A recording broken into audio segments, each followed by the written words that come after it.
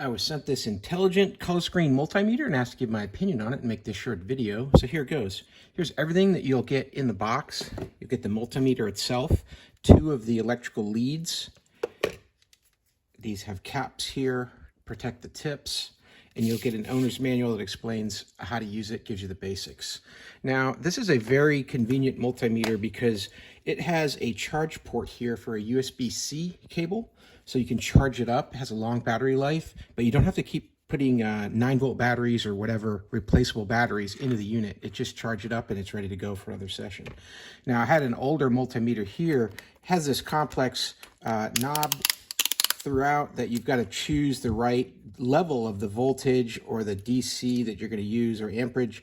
You have to make that selection ahead of time, and sometimes if you make it one selection off, you might lose out on some of the readings because the decimal places won't be in the right place. And these are the ones that, like I mentioned, you're dependent on taking it apart. I have to remove these screws, take the whole thing apart to get to the 9-volt battery that's inside. Now these newer ones, like this unit here, it's all automatic. So you notice there's no dial, but there is a set of buttons here.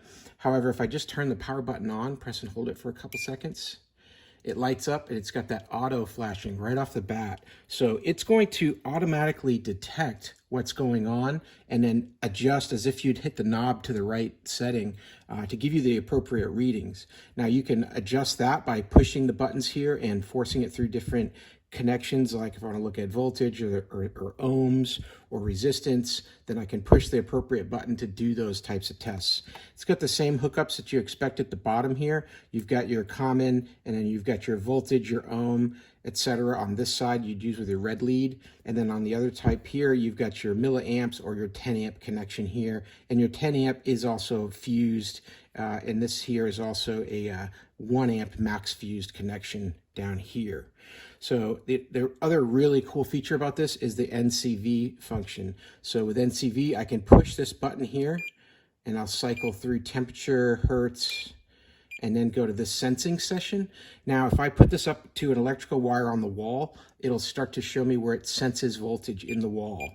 So it's an automatic setting there.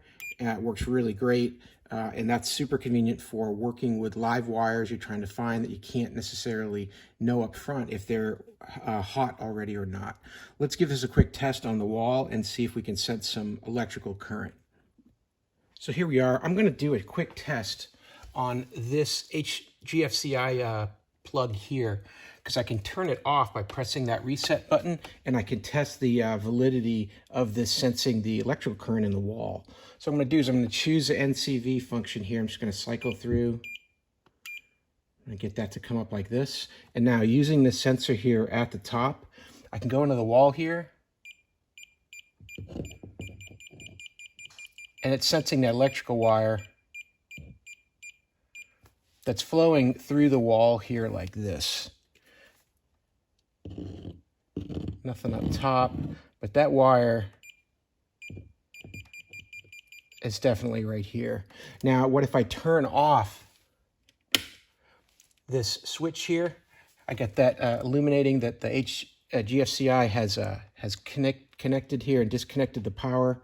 And so I'm going to check it again, and I get nothing because there's no more current flowing through the wall, and the sensor is telling me that. So really amazing. I'll reset it. And now it's back. So that gives you just a quick overview of how that works and how handy that feature is for you to be able to test for a live wire or not. I have a DC power supply here. I'm going to show you how the multimeter can detect different levels of voltage coming out of the DC power supply. So I'm going to turn on the multimeter. It's going to go right into that auto mode. Let's connect up our probes to the power outputs from this power supply. And as soon as I do that, you see that the voltage is detected. I'm showing 2 volts coming out of this system with 0 amps, and I've got 2.019 volts. So it's giving me 3 decimal levels of accuracy here on the voltage itself. And if I increase the voltage,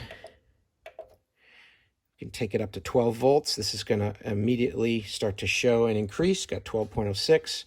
Let's go up another notch here to 22. and we're showing 22 volts. And also you'll see on the side, you've got some bar graphs that are starting to climb as the voltage has increased right on the display. It's just so convenient that all I had to do is turn it on, connect up the probes, and I'm immediately getting a usable voltage reading right off the bat. Hey, I hope this was helpful to learn a little bit more about this multimeter. It's a very nice device. I like the way it's compact, and it has this kickstand here on the back too. So you can stand it up like this, so you can see what's going on with it holding itself up, and you can see the display. It's also got two connectors here that you can attach the probes to on the back, like this. So you could wrap the wire around it and then lock the probes in place, keep it all compact. So overall, really good system. I think it's a good choice. Hey, I hope this video was helpful and I hope this information was useful to you. And as always, I hope you have a great day.